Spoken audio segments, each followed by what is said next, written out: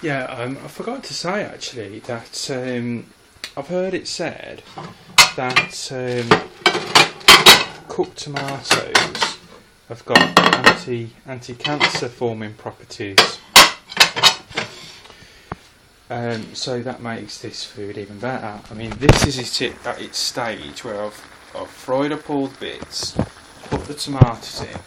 I've just put a sprinkling of those herbs in, like about a spoon of each, and now I'm just going to let it cook through. The rice is still boiling, still going. Now, I mean, there's that guy, Hippocrates, the father of modern medicine, they call him, and his famous saying was, as most of you will know, "Let thy food be thy medicine, and thy medicine be thy food." Well, I think that's quite clearly what I'm doing here.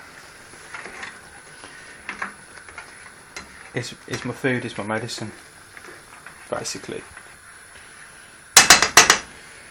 And as much as I'm trying to cure a few problems that I've got, I'm also trying to prevent any further problems, any number of countless problems that could come in the future from neglect.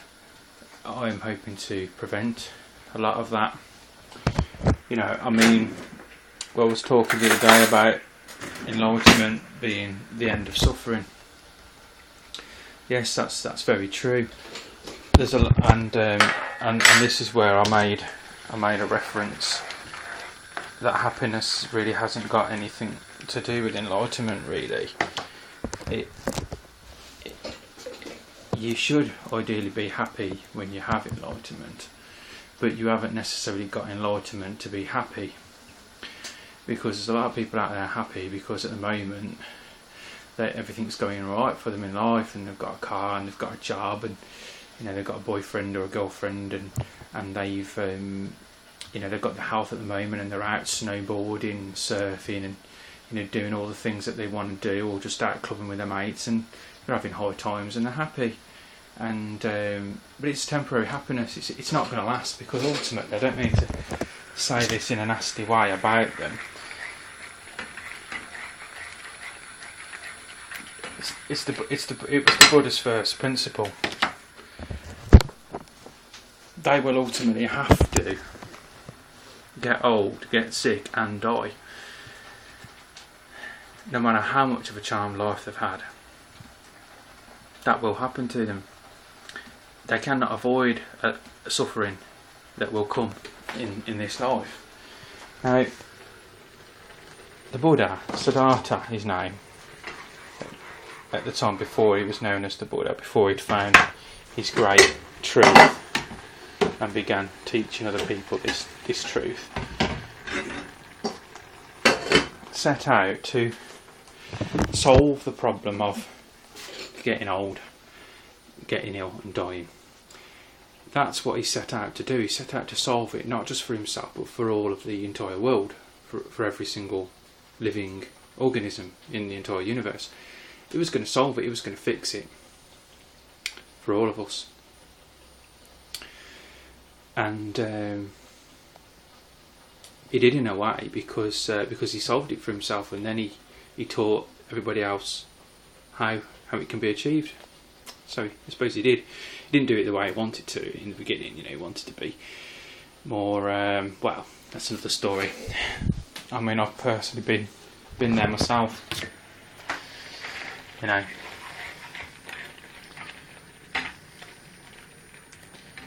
Been there myself. Followed a similar path.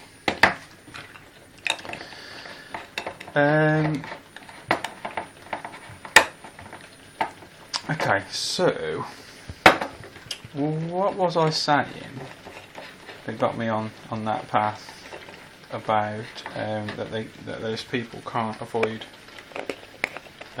Yes, that's right. So enlightenment, basically being about the end of suffering. You just open that door a minute because it's a bit steamy. Yeah, I mean, if I didn't have the health problems that I've got now, I'd probably be having a wonderful life.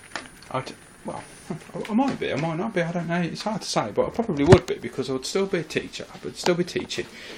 I probably would have been promoted to head of department by now. I probably would be earning something about £70,000 a year. I probably would have invested in a house, probably got a mortgage, probably would have met a nice other teacher, nice sexy little young thing, and probably got married and, you know, got joint income, be on, you know, snowboarding holidays and God knows what else you do when you've got money to waste out, going to travelling around Australia and God knows what on all the holidays that you get. You know, that's why I wanted to do it. That's why I chose that. I thought, damn, I want a life, man. I want to do that shit. It didn't work out, I'm afraid, and but my life's taking me down a different road. So, but if all that would have happened to me, I would have been happy, but not necessarily enlightened, because if enlightenment's the end of suffering, then there's suffering further down the road. And I've kind of gone off on one here. My original point was that I was trying to eliminate and prevent countless number of problems that could come to me in the future by the foods that I'm eating now, because prevention is a lot easier than cure. As you know, I'm trying to cure things, a few things that I've got, but I'm also interested in preventing, because I'm ultimately seeking that state of enlightenment, that state of the end of suffering. So I don't want to be living in fear of what if I get this, what if I get that. You know, I want the whole shebang. So that's cooking down now. As you can see, that's reducing. Yeah. So just going to stir it a bit. Reducing nicely.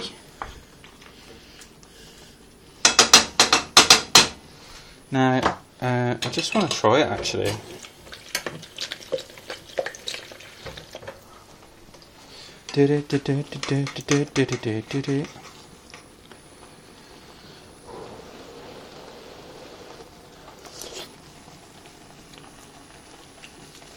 Jeez, man. Oh, damn, that's hot. That's all kinds of hot, baby. Hot gains, hot gains. And them little green chilies, they are hot, they are beautiful, they've got such a beautiful taste. Even them have got amazing health benefits. That's going to be absolutely adorable with a massive plate of brown rice.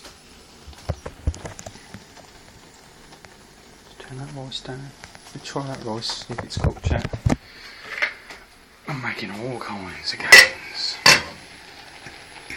All kinds. Imagine all us enlightened freedom fighter, hippie, surfer dudes. It's a bit longer. Living together in a commune and taking it in turns to have food duty. Because you know the truth is it would only be a little bit more difficult to cook this for 10 people as it is for one. It's only a slightly larger quantity of preparation. You know, freeing up time to do other things. Surf safaris. I've always thought like that. You know, and that's how people did it in the ancient world. You know, communes. Well, it was more a case of a family that was a big family. You know, I mean, times of Abraham and so on, they had 15 sons and God knows what, and they always had those sons to help go and farm the fields and do the work. You know, the more sons they'd got, the better. You know, I suppose the safety in numbers, in some way, of thinking that, you know, a problem halved is a problem shared. No, I'm going the other way around. Problem shared is a problem halved. And it does make it a lot easier sometimes to have other people to help out. You know, one does the washing up, the other one does the drying up, that kind of principle. it's better than doing it all on your own. I've lived on my own in the past. I did it all, and I did 10 hours work as well a day. I started work at 6. I had a 20-minute drive to get there. I was up at 5. I was actually living in a caravan at the time that had no running water. It had electricity, but that was all that it had. It didn't have any running water. I used to have to boil a kettle in the morning to wash, and then to drink my tea. Then I'd be out for like 5:30, driving down it was winter, driving down a freezing cold bloody road, and then I'd go and sit on a forklift truck for 10 hours in a freezing cold factory. It was actually an abattoir. It was actually a place where they killed animals for meat, and I didn't get involved in any of the killing, but I transported huge pallets of meat, massive, great big slabs of meat, all put into big containers, pallets, and I'd just transport them from one place to the other. They'd literally come off the lorry. A guy would go in with a little handheld truck and put it to there. I'd then pick it up, put it in some racking in a freezing cold storage area, and then down the line, the place where they used to make mincemeat and stuff like that, they used to cut the meat off the bone, and they used to make all the like the different steaks, the different cuts, and so on. They would, say, "Oh, we need a pallet of that," and I'd take it to them, and that was it. That's what I did all day long. It was vile. It actually made me go vegetarian. I mean, this was probably about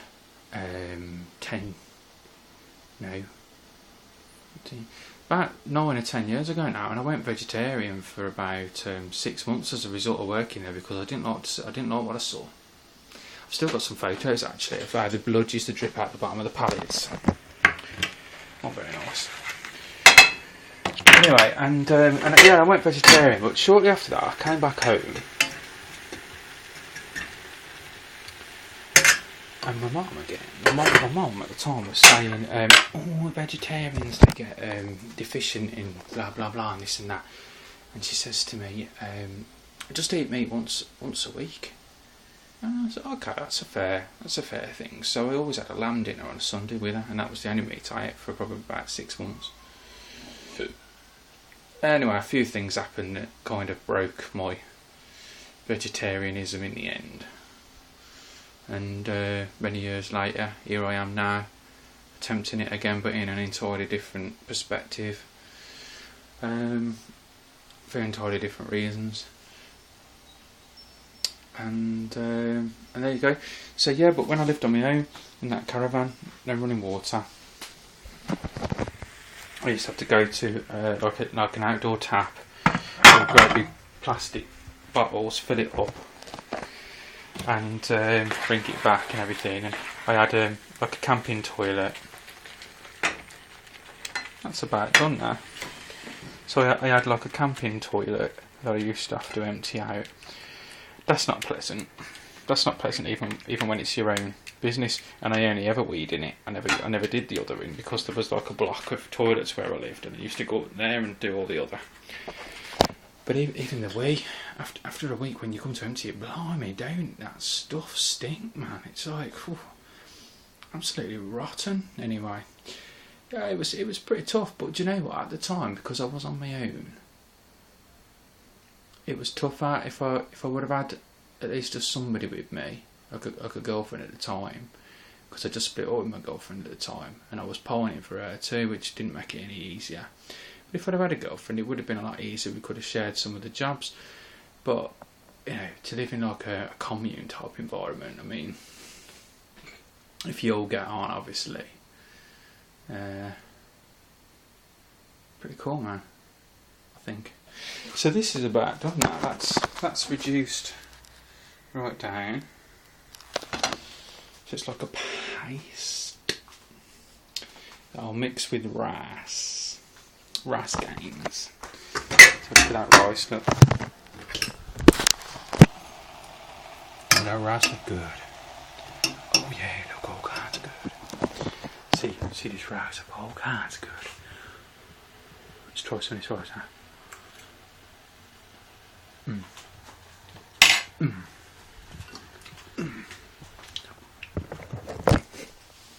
No, it's not that good. It's good though. It's got like a nutty texture to it, which I like because obviously I like nuts. It's got a nutty, grainy,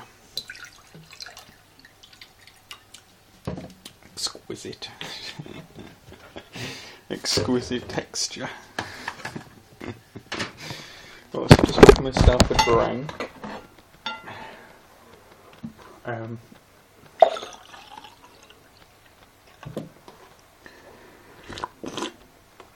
Put a bit too much in there.